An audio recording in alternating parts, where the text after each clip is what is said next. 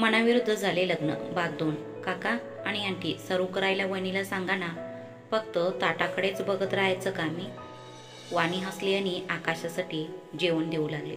तोपर्यंत अर्जुन म्हणाला, तुझं नाटक आणि कानं संपलं तर ये आणि असाइनमेंट बद्दलही बोल, मी जातोय रूमवर। अर्जुन खोलीत जाऊ लागला, पण आकाशने त्याला थांबवून शेजारच्या खुर्चीवर बसवला। सकाळपासून मीटिंग्स आणि असाइनमेंटमध्ये व्यस्त आहेस ना? तू स्वतः जेवला आहेस ना मला जेवायला सोडला आहेस? चल आधी जेवून घे, मग आपण निवांतपणे प्रोजेक्टवर चर्चा करू।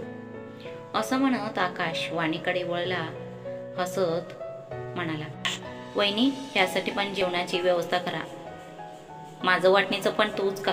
हा प्रोजेक्ट पूर्ण होईपर्यंत मला भूक लागणार नाही, असे म्हणत अर्जुन उठला आणि निघू लागला। पण आकाशने त्याला पुन्हा बसवला आणि म्हणाला, बस, हा प्रोजेक्ट तितका तुझा आहे तितकाच माझंही आहे, हे तू विसरलं असेल। आणि आधी जेवून घे, नंतर प्रोजेक्ट पूर्ण करूया। किती नाटक करतोयस, चल मी पण जेवतो, अर्जुन आकाशकडे बघत म्हणाला। वाणीने अर्जुनलाही जेवण दिले आणि पहिल्यांदाच सर्वांनी एकत्र जेवत होते।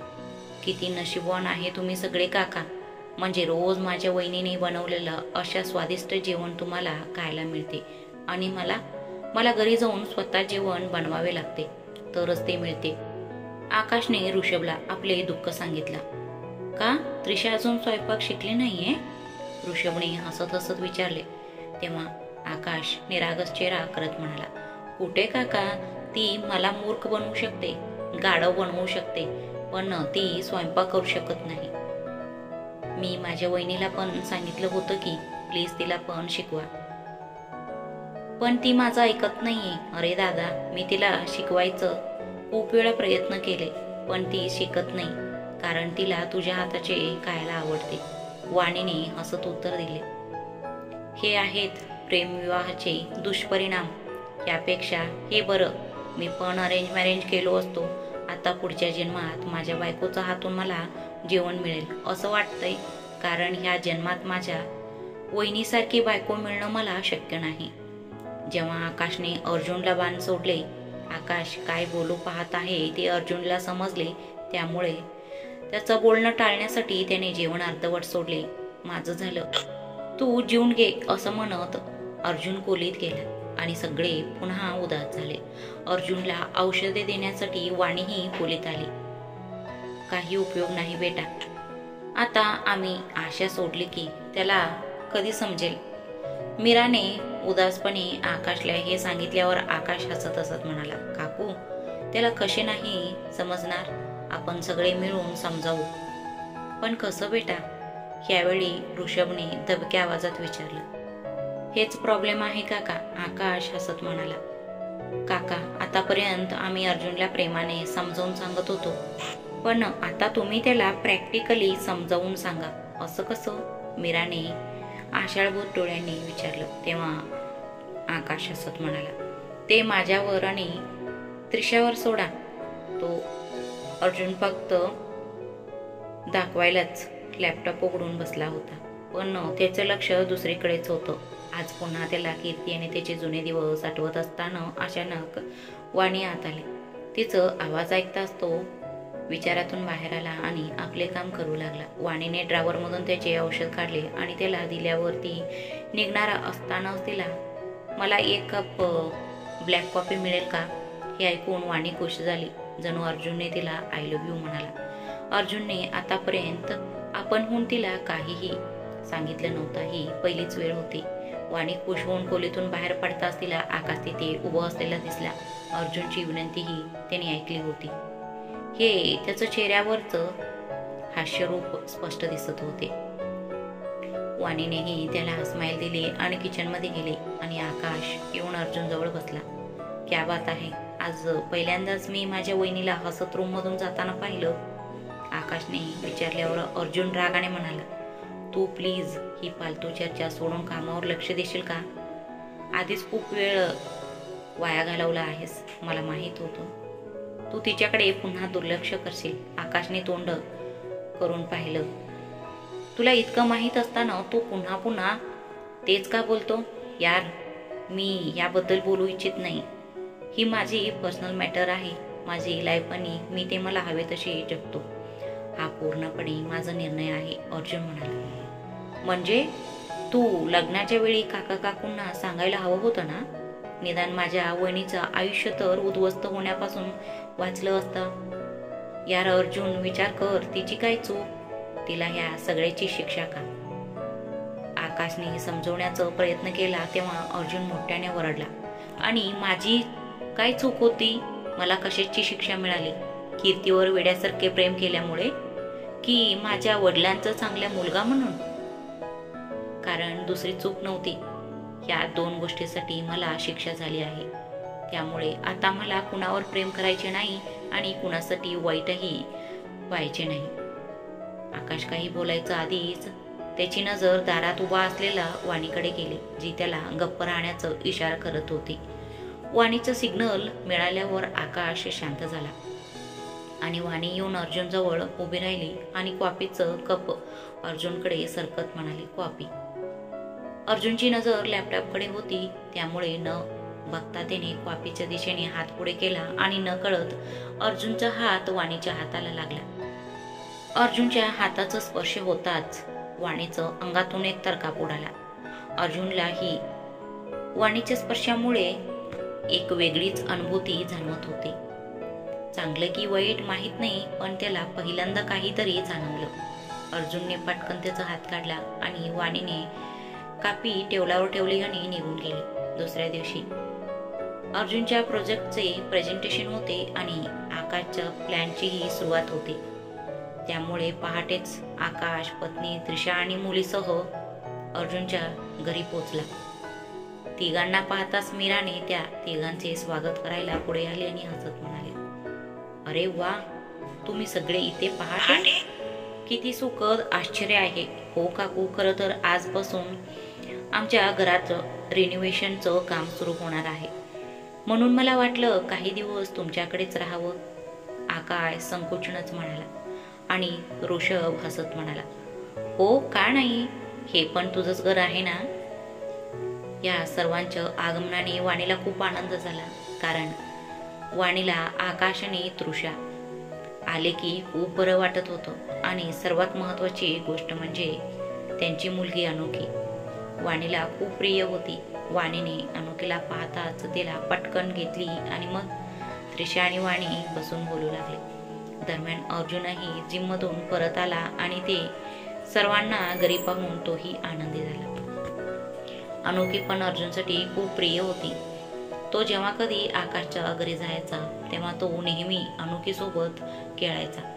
अनोखीला बघून अर्जुनही तिच्याकडे सरकला आणि वाणीने हसून अनोखीला अर्जुनच्या मांडीवर दिली. तो लहान मुलासारखं अनोखीशी खेळू लागला आणि वाणी हसत हसत खोलीत आली आणि त्याचे कपडे काढू लागले. वाणी पाठोपाठ त्रिशाही आत आली. अर्जुनच्या शर्टकडे बघत म्हणाले, हा शर्ट का काढलीस? हा रंग अर्जुनला चांगला दिसत नाही. मला माहित आहे, पण आज त्यांचं एक महत्त्वाचं प्रेझेंटेशन आहे आणि प्रत्येक महत्त्वाच्या कामासाठी हा शर्ट घालतात. हा त्यांचं लकी शर्ट आहे, म्हणूनच. वाणी हसत म्हणाली आणि त्रिशा मनातल्या मनात बडबडली. आयडिया सुचली. अरे वा, तुला तुझ्या नवऱ्याबद्दल सर्व काही माहीत आहे. आकाशकडे असं लकी शर्ट आहे की नाही हे देखील मला माहीत नाही. त्रिशा हसत म्हणाली, मग ह्यात काय मोठं काम आहे, आता शोधून काढा. वाणीने हे सांगताच त्रिशा चेहरा करून म्हणाले, नाही यार, मी हे सर्व करू शकत नाही. त्रिशाने वाणीला तिच्या बोलण्यात अडकवले आणि गुपचूप अर्जुनच्या शर्टचे बटन तोडले आणि मग दोघंही स्वयंपाकघरात आले. आंघोळ करून झाल्यावर अर्जुनने शर्ट घालायला सुरुवात करताच त्याचे एक बटन तुटलेले दिसले. अरे नाही, तेही आजच तुटायला हवं होतं. मीटिंग नंतर तुटलं आलं नाही का? आता काय करू? अर्जुन रागाने म्हणाला आणि शर्ट काढू लागला. तोपर्यंत वाणी खोलीत आली. अर्जुनचा चिडलेला चेहरा पाहून तिला समजले की काहीतरी गडबड आहे. काय झालं? एवढं का चिडला आहात तुम्ही? वाणीने हळू आवाजात विचारले. तेव्हा अर्जुन चिडला आणि म्हणाला, तुझ्यामुळेच हे सगळं झाले. वाणीने घाबरून विचारले, माझ्यामुळे? काय झालं? मग अर्जुनने तिला तुटलेले बटन दाखवत म्हणाला, हे काय आहे? आजचा दिवस खूप महत्वाचा आहे आणि हा माझं लकी शॉट आहे. तरीही तू दिवसभर घरी असतेस ना, पण एवढं छोटं कामही करू शकत नाहीस? तू स्वतःला माझी बायको म्हणतेस आणि माझे कपडेही नीट ठेवता येत नाही. त्याचं बोलण्याने वाणीला खूप वाईट वाटले आणि तिचं डोळ्यातून अश्रू वाहू लागले. अर्जुन मागे वळला आणि शर्ट काढू लागला. मग वाणी मोठ्या हिमतीने बोलली, थांबा, मी आत्ताच दुरुस्त करते. अर्जुनला आज कोणतीही रिस्क घ्यायची नव्हती म्हणून तो थांबला.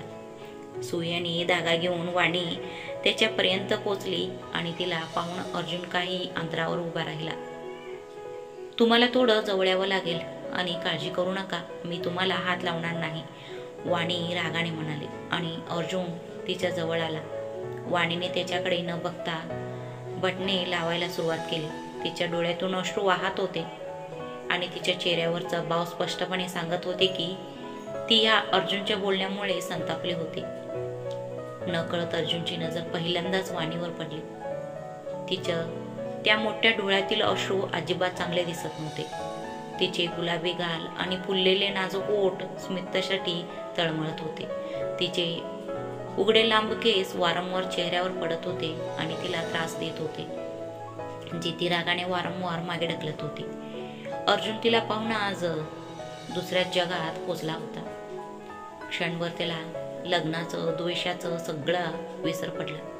ह्यावेळी त्याला काही आठवलं तर तो वाणीचं रडणारा चेहरा होता.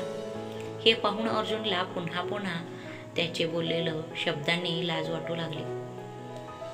अर्जुनची नजर अजूनही वाणीचं चेहऱ्यावर किळलेली होती आणि वाणी रागाने तिचे केस झटकत होती. ते त्याला अजिबात आवडत नव्हते. म्हणूनच तिला थांबवण्याचं खूप प्रयत्न करून त्याचे हात वाणीचं केसांकडे सरकू लागले आणि इतक्यात वाणी म्हणाली, झाले. हा शब्द ऐकून तो बेमान होऊन शुद्धीवर आला. त्याने हात खाली केला. वाणी रागाने खोलीतून बाहेर पडली आणि नाश्ता तयार करण्यासाठी स्वयंपाकघरात आले. पण तिच्या मनात अजूनही अर्जुन बोललेले शब्द घुमत होते. ह्या गोष्टी आठवून तिच्या डोळ्यातून अश्रू सतत वाहत होते. अर्जुनलाही त्याचं बोलण्याची खूप लाज वाटली होती, पण तो पुन्हा एकदा त्याचा मनाचा विचार करून गुरफटून गेला होता. वाणीची माफी मागावी असे त्याचे एक मन त्याला वारंवार सांगत होते, पण त्याचे दुसरे मन त्याला वाणीला इतके महत्व देण्यापासून रोखत होते. ह्या गोंधळात अर्जुन पुन्हा नाश्ता न करता ऑफिसला निघून गेला. पण आज वाणी त्याला भेटायलाही आली नाही. रोजदारात येणाऱ्या वाणीकडे दुर्लक्ष करणारा आज त्यानेही वळून एकदा दाराकडे पाहिले, पण वाणी तिथे नव्हती. त्यामुळे अर्जुनला वेगळंच काहीतरी वाटलं. ऑफिसमध्ये अर्जुनने आपल्या सादरीकरणाने क्लायंटचे लक्ष वेधून घेतला आणि तो त्याचं सादरीकरणाने प्रोजेक्ट जिंकला आणि त्या कंपनीला त्याचे कॉन्ट्रॅक्ट दिले. ऑफिसमधील सर्व लोक ह्या विजयाचा आनंद साजरा करू लागले, परंतु अर्जुन पार्टी करण्याची इच्छा असूनही त्याला या आनंदाच्या प्रसंगी पूर्ण आनंद वाटू शकला नाही. ज्याच्यासाठी त्यांनी रात्रंदिवस मेहनत केली ते कॉन्ट्रॅक्ट आजच मिळाले तरीही अर्जुन खुश दिसत नव्हता. त्याला फक्त वाणीचा रडणारा चेहरा पुन्हा पुन्हा डोळ्यासमोर येत होता आणि मनात फक्त हाच विचार येत होता की जेव्हा त्याने वाणीला काही अधिकार दिलेला नव्हता, तेव्हा आज त्याने तिला एवढं फटकारला. कोणत्या अधिकाराने त्याने तिच्या डोळ्यात पाणी आणलं? अर्जुन दिवसभर वाणीचं विचारात अडकून राहिला. खरं तर तिला बोललेलं माझं चूक होतं. घरी गेल्यानंतर तिच्या माफी मागायला हवं. रात्रीचे 10 वाजले होते. वाणी आणि त्रिशा डायनिंग टेबलावर अर्जुन आणि आकाशची वाट पाहत होत्या. काही वेळाने दारावरची बेल वाजली, पण आज वाणी दरवाजा उघडायला उठली नाही. त्रिशाने जाऊन दार उघडले आणि आत येताच अर्जुनच्या लक्षात आलेली पहिली गोष्ट वाणीची होती. तिचं चेहऱ्यावर अजूनही सकाळसारखे संतापणी उदास भाव होते. सगळे डायनिंग टेबलवर आले आणि जेवू लागले. त्यामुळे आज वाणी अर्जुनकडे एकदाही डोळे वर करून पाहिले नाही, पण आज अर्जुनची नजर फक्त तिच्यावरच खिळली होती. आकाश आणि त्रिशा त्यांच्यातील हे दृश्य पाहून आश्चर्यचकित झाले. यार, तू इतकं शांत का आहेस? आकाशने अर्जुनला विचारले तेव्हा अर्जुन रागाने म्हणाला, मग मी तुला आवाज करत असताना केव्हा दिसतो? अरे यार अर्जुन, तू कधीच कुठल्याच गोष्टीला सरळ उत्तर देत नाही. मला काय म्हणायचे आहे ते तरी समजून घे. आज इतका आनंदाचा प्रसंग आहे आणि तू गप्प का आहेस? आकाशने विचारल्यावर तो नजर दुसरीकडे वळवत म्हणाला, नाही तसं काही नाही, मी ठीक आहे. आणि तुला काय झालंय? आज पहिल्यांदाच तुला रागवताना पाहिलंय, त्रिशाने वाणीला हात वर मारून विचारले. वाणी खोटे हसत म्हणाले, तसं काही नाही, मी कुठे रागवले? खोटं बोलू नकोस, मला स्पष्ट सांग, तुम्हा दोघांमध्ये भांडण झालं होतं का? त्रिशाने डोळे विस्फारून विचारले तेव्हा वाणी एक वेदनादायक स्मितहास करत म्हणाली, नाही, कारण आम्ही भांडायला बोलायला तर हवं ना. असं बोलून वाणी जेवण अर्धवट सोडून स्वयंपाकघरात आली आणि तिच्या डोळ्यात पुन्हा अश्रू तरळले. पहिल्यांदाच अर्जुनलाही वाणीने बोललेलं शब्द मनाला लागले आणि तो जेवण सोडून खोलीत गेला. यार, काय भानगड आहे? आज वहिनीही रागवलेली दिसते. एकाला पटवणे अवघड होते, आता दोघंही एकमेकांवर रागवले आहेत. आकाश अस्वस्थ झाला आणि त्रिशा निरागस चेहऱ्याने म्हणाले, मला वाटतं माझ्यामुळे हे घडतंय. असे म्हणत त्रिशाने आकाशला सगळं प्रकार सांगितले आणि नंतर खिन्नपणे म्हणाले, बटन तुटले होते म्हणून अर्जुनने रागाने वाणीला बडबडला, त्यामुळेच तिला राग आला. काय वेडी आहेस का? एवढ्या कठीण परिस्थितीत ह्या छोट्या गोष्टी कशा चालतील असं तुला वाटलं? तुला आपलं मिशन आठवतंय ना? आपण त्यांना एकत्र करायचं आहे, वेगळे नाही. आकाशने त्रिशाला वरडला आणि त्रिशा चेहरा करून म्हणाली, कदाचित प्रेम हळूहळू वाढतं हे तू विसरला आहेस. हे अचानक घडत नाही, म्हणून फक्त ह्या छोट्या गोष्टी मदत करतील. त्यालाही त्रास होत आहे. वाणीचा राग अर्जुनवर परिणाम होत आहे असे तुला दिसत नाही का? त्रिशा म्हणाली, अनावश्यक रागाचं कुणावर परिणाम होत नाही. आकाश चेहरा वाकडं करत म्हणाला.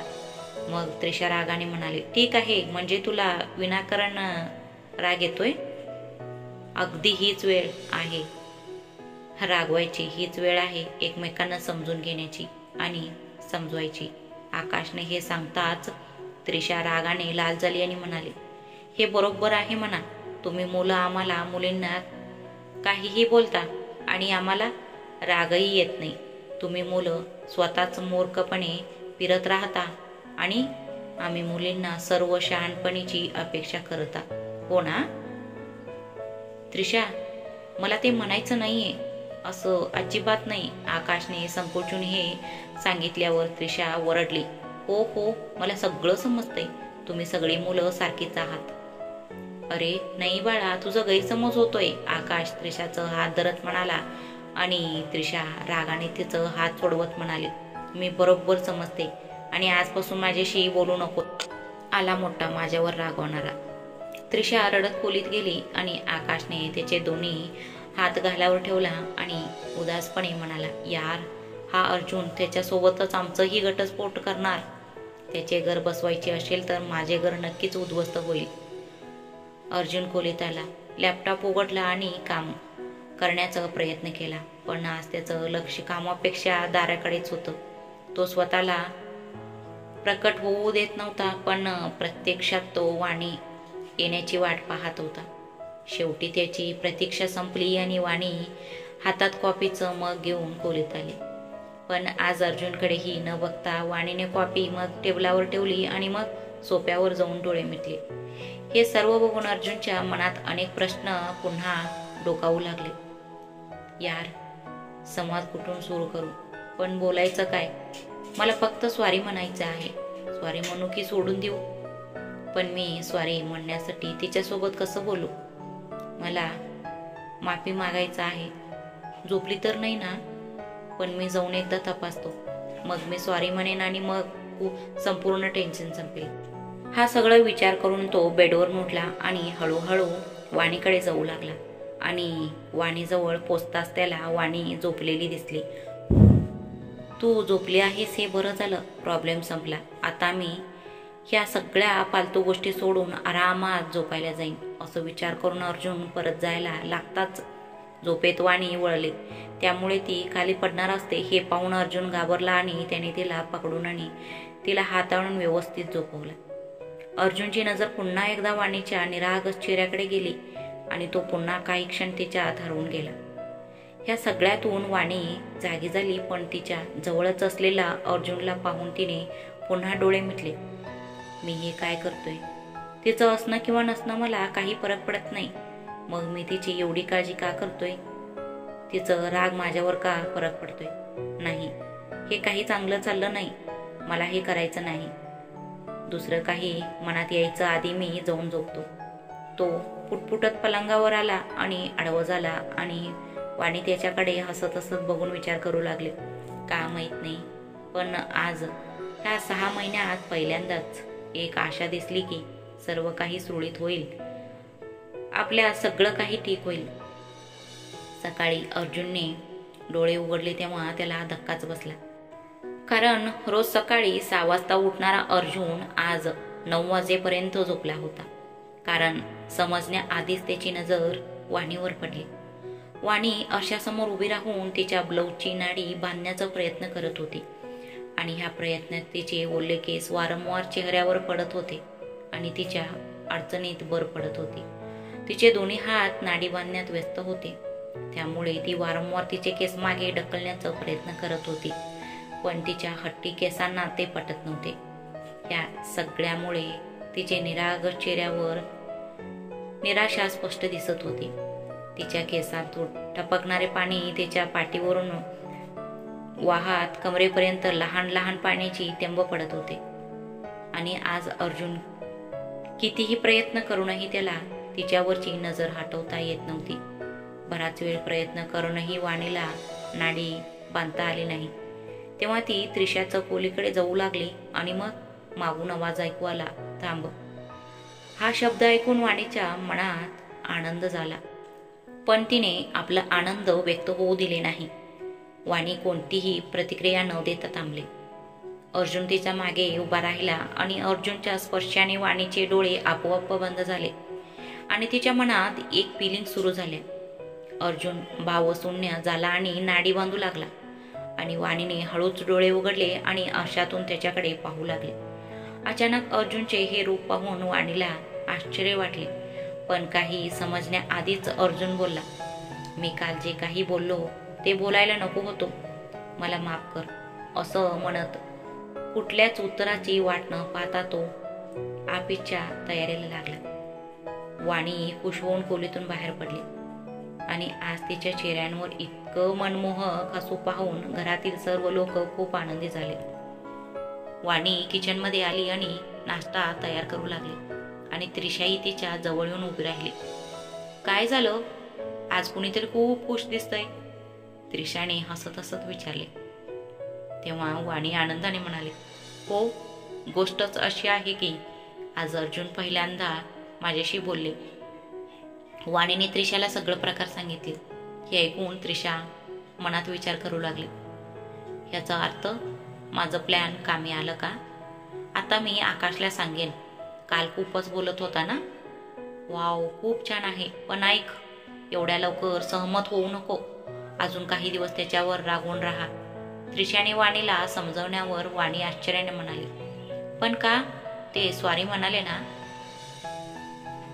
मला काहीतरी करावेच लागेल, त्रिशा मनात म्हणाली आणि मग ती रागाने म्हणाली, कारण मी सांगते तसे तुला करावे लागेल, समजलं? पण त्रिशा, वाणीने पुढे काही सांगायचं आधीच त्रिशा तिला अडवत म्हणाली, पण बिन काही नाही. इतक्यात त्रिशाची नजर दरवाजाजवळ उभा असलेला अर्जुनकडे गेली आणि तिने आणखी एक नाटक रचले आणि म्हणाले, आणि तू रोज काय करतेस? त्याच्यासाठी नाश्ता? जेव्हा तो खात नाही तेव्हा तू रोज विनाकारण का अर्जुनसाठी नाश्ता बनवते आणि तुझी टाइम कशाला वाया घालवतेस? एवढं कष्ट करायचे तुला काय गरज आहे? हे कष्ट वेळ वाया घालवायचे नाही त्रिशा, हे माझे कर्तव्य आहे. मला हे सर्व त्यांच्यासाठी करायला आवडते. मग काय, ते कधीही नाश्ता करत नाही. पण मला असं वाटते की आज कदाचित ते नाश्ता करायला थांबेल. नाही थांबले तरीही काही हरकत नाही. आणि मग कुणास ठाऊक, त्यांना कधीतरी खूप भूक लागली असेल, त्यांना नाश्ता करायची असेल, पण त्यांच्यासमोर नाश्ता नाही तर. म्हणूनच मी त्यांच्यासाठी रोज नाश्ता बनवते आणि त्यामुळे मला आनंद मिळतो. दुःख नाही, त्यांच्यावर रागवण्याचा प्रश्नच नाही. त्याने आधीच त्यांच्या चुकीबद्दल माफी मागितली आहे, त्यामुळे आता मी त्यांच्यावर रागवू शकत नाही, असं म्हणत वाणी हसली आणि त्रिशा चेहरा वाकडा करत म्हणाली, अर्जुन फक्त काल त्याच्याकडून झालेलं चुकीबद्दल माफी मागितलं आहे. पण गोष्ट अशी आहे की गेल्या 6 महिन्यापासून करत असलेल्या चुकांचे काय? त्याने त्याची माफी मागितली नाही ना? ह्या सगळ्यात त्याचा दोष नाही. दुसऱ्याचं चुकीची शिक्षा ते स्वतः भोगत आहेत. इतर कोणी असते तर कदाचित त्याने असेच केले असते, वाणी म्हणाली. हे ऐकून त्रिशा रागाने म्हणाली, पण तुझी जागी दुसरे कोणीतरी असते तर असं काही घडलेच नसते. तिने हे सगळं अजिबात केले नसते. तिने अर्जुनला घटस्फोट देऊन तिला कायमचे सोडून दिले असते आणि मग त्याला कळले असते की आपण काय गमावलो आहे. त्रिशा, तुला समजणार नाही, कारण ज्याने आपले प्रेम गमावले आहे तोच प्रेम गमावण्याचे दुःख समजू शकतो, असे म्हणत वाणीच्या डोळ्यात पाणी आले. म्हणजे तुझंही प्रेम गमावले आहे? त्रिशाने हळुवारपणे विचारले. तेव्हा वाणी उदासपणे म्हणाली, असं काहीतरी समजून घे. मी अर्जुनला पहिल्यांदा पाहिले तेव्हा मी त्यांच्या प्रेमात पडले. मला रोज कितीतरी स्वप्ने पडायचे की लग्नानंतर मी आणि अर्जुन आपलं स्वतःचं एक छोटंसं जग निर्माण करेल. पण ज्या दिवशी मी लग्न करून घरी आले आणि अर्जुन मला म्हणाले ते दुसऱ्यांवर प्रेम करतात आणि ते मला कधीच स्वीकारणार नाही, माझी सर्व स्वप्ने एका झटक्यात भंग पावली. त्या एका क्षणी माझे प्रेम माझे असूनही माझे राहिले नाही. तरीही मला आशा आहे की अर्जुन कधीतरी मला स्वीकारतील. पण बिचारा अर्जुन, त्यांना तर आशाही नाहीये. हे बोलून वाणीचं डोळ्यातून पुन्हा अश्रू तरळले. त्रिशाही तिच्या बोलण्याने खूप भावूक झाले आणि दारात उभा असलेला अर्जुन दोघांचे बोलणे ऐकून विचार करू लागला. वाणी मला इतकं समजते, ती माझ्यावर खूप प्रेम करते आणि फक्त एका आशावर रोज माझ्यासाठी इतकं करते. ती प्रत्येक छोट्या गोष्टीची काळजी घेते आणि मी दररोज तिच्या सर्व अपेक्षा मोडतो. मी हे का करत आहे? कदाचित मला ती आवडत नाही आणि मला तिच्यावर प्रेम तर नाही, पण प्रेम हे सर्व काही आहे का? माणुसकी काही नाही का? बाकी काही नाही तर किमान एक माणूस म्हणून मी तिच्या प्रश्नांची प्रशंसा करू शकतो. मी कदाचित प्रेमात कधी पडणार नाही, पण मी माझा द्वेष कमी करू शकतो आणि मला तिचा तिरस्कार करायचे काही कारण नाही. जे काही घडले त्यात तिचं चूक नव्हती, मग एवढा द्वेष कशाला तिच्यावर करतो मी? हा सगळं विचार करत अर्जुन डायनिंग टेबलावर जाऊन बसला. त्याला तिथे पाहून आकाश, ऋषभ आणि मीरा खूप खुश झाले. तेवढ्यात वाणी आणि त्रिशा नाश्ता घेऊन आल्या आणि डायनिंग टेबलावर बसलेल्या अर्जुनला पाहून दोघींनाही आश्चर्य वाटले. आता कुणी नाश्ता देईल की मी आता नाश्ता न करता जाऊ? अर्जुन उद्धट स्वरात म्हटल्यावर वाणीने हसून त्याला नाश्ता दिला. अर्जुन पटकन नाश्ता करून आकाश सोबत ऑफिसला निघाला.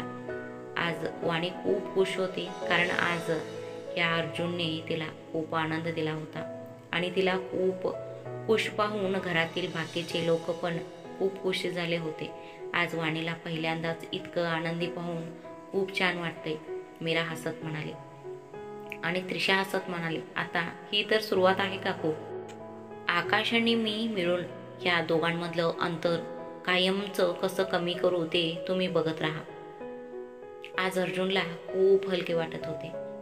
त्याच्या बोलण्यामुळे त्याला दररोज जाणवणारी अस्वस्थता आज ते खूपच कमी झाले होते. वाणीने सांगितलेले शब्द अजूनही त्याच्या कानात गुंजत होते आणि वाणीचा आवाज पुन्हा एकदा ऐकण्यासाठी त्याचे मन तळमळत होते. अर्जुन त्याच्या मनाला वारंवार समजत होता, पण आज त्याचे मन मानायला तयार नव्हते. प्रयत्न करूनही जेव्हा त्याचे हृदय ऐकायला तयार नव्हते, तेव्हा त्याने अनिच्छेने आपला फोन उचलला आणि घराचा नंबर डायल केला. रिंग वाजत होती आणि वाणीने फोन उचलू नये अशी नेहमी प्रार्थना करणारा अर्जुन आज रिंग वाजल्यावर कोणीतरी फोन उचलले आणि अर्जुनच्या हृदयाचे ठोके वाढू लागले. दोघेही काही क्षण पूर्णपणे शांत झाले. मग वाणीने सुरुवात केली आणि हळू आवाजात म्हणाले, हॅलो, कोण? मी कॉल केला आहे, मम्मा घरी आहे का? वाणीचा आवाज ऐकून अर्जुन हसत म्हणाला, हो आहेत, थांबा, मी बोलवते आणि त्यांच्याकडे लगेच फोन देते, वाणी आनंदाने म्हणाली. तेव्हा अर्जुन घाबरत म्हणाला, नाही, मला बोलायचे नव्हते, मला फक्त विचारायचे होते. हो. वाणीला धक्काच बसला आणि मग मनात विचार करू लागले, काय झालं यांना? आई घरीच आहेत, यात विचारायचं काय? हो म्हणजे हो, मला फक्त विचारायचं होतं, मी मम्मासाठी काहीतरी आणणार होतो. नाही म्हणजे मी आणतोय म्हणून. मी आता ठेवतो भाई, अर्जुन घाईघाईने म्हणाला, त्याचे वाक्य पूर्ण करून आणि मग पटकन फोन कट केला. वाणीनेही फोनकडे पाहिलं आणि हसत हसत विचार करू लागले, काय झालं त्यांना अचानक? मूर्ख आहे मी आईसाठी काहीतरी आणतोय हे सांगायची काय गरज होती? आता ती आईला सांगेल आणि आई खुश होऊन माझी वाट बघेल. यार, आता मला काहीतरी घेऊन घरी जावं लागेल.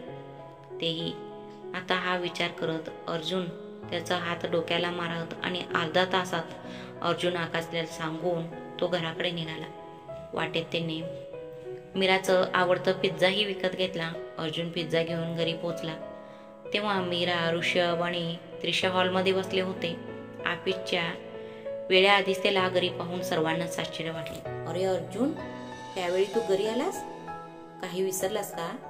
मीराने आश्चर्यचकित होऊन विचारले. तेव्हा अर्जुन हसत हसत म्हणाला, नाही आई, तो आज डॅमिनोज मध्ये जेवायला गेलो होतो, म्हणून मला वाटले की मी तुझ्यासाठी तुझा आवडता पिझ्झा घेऊ.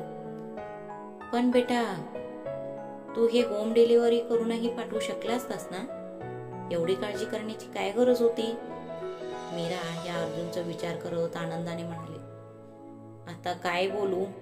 थोडा वेळ विचार केल्यावर त्याने निमित्त काढून म्हणाला, आई, खरं तर आज मला तू बनवलेले कोबीचे पराठे खायचे खूप इच्छा होत होती, म्हणूनच आलो. अर्जुनने या आधी कधी खोटं बोलला नव्हता, त्यामुळे त्याची खोटं आधीच पकडला गेला होता. पण बेटा, तू तर जेवण करून आला ना? असं मीराने विचारल्यावर अर्जुन पुन्हा खोटं बोलला. मी कधी असं म्हटलं जेवण करून आलो आहे? मी जेवायला गेलो होतो एवढेच म्हणालो. मग मला तू बनवलेले पराठे आठवले आणि मी तिथून घराकडे निघालो.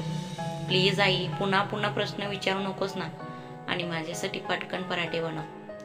ठीक आहे बाबा, ठीक आहे, तू जाऊन फ्रेश हो, तोपर्यंत मी पराठे बनवते. मीरा बोलताच अर्जुन चिडून आपल्या खोलीत गेला आणि सगळे आश्चर्याने एकमेकांकडे पाहू लागले. कोणी तपासले का? आज पश्चिमेला सूर्य उगवला आहे वाटतं, मीरा हसत म्हणाली. सूर्य पूर्वेकडून उगवला आहे, पण आज हा शिव वल्ल्या मांजरासारखं कसं झालं आहे ते मला कळत नाहीये. ऋषभने हे सांगताच त्रिशा हसली आणि म्हणाले, काका, तुमचं सिंह लवकरच कुणाच्या तरी प्रेमाचा जाळ्यात येईल म्हणून. अर्जुन खोलीत पोचताच त्याला वाणी बेडवर बसलेली अनोखीशी खेळताना दिसली. त्या चिमुरडीसोबत वाणीही चिमुकलीत झाली होती. अर्जुन थोडा वेळ तिच्याकडे असंच बघत राहिला आणि मग अचानक स्वतःवर नियंत्रण ठेवून आत आला. त्याला पाहताच वाणीच्या चेहऱ्यावर एक सुंदर हास्य उमटले. तुम्ही आज लवकर आलात? वाणी हसत हसत म्हणाली. हा, मी तुला फोनवर सांगितलं होतं, म्हणत तो आंघोळीला गेला आणि वाणी अनोखीला आपल्या कांद्यावर घेऊन त्याच्यासाठी कपडे काढू लागले. 5 मिनिटांनी तो बाहेर आला तेव्हा त्याने पाहिले की वाणी अनोखीला आपल्या कांद्यावर घेऊन त्याचे कपडे शोधण्याचा प्रयत्न करत होती, पण अनोखी वारंवार हात हलवून तिचे लक्ष विचलित करत होती. ते सोड, मी काढतो. अर्जुन असे म्हटल्यावर वाणी घाबरत म्हणाली, नाही नको, मी देते काढून. हो, पुढच्या 4-5 दिवसात तू काढशील असं वाटतंय. अर्जुनने चेहरा वाकडा करून असे म्हणताच वाणी उदास होऊन मागे सरकली आणि अर्जुन कपडे घालून पुन्हा बाथरूममध्ये गेला.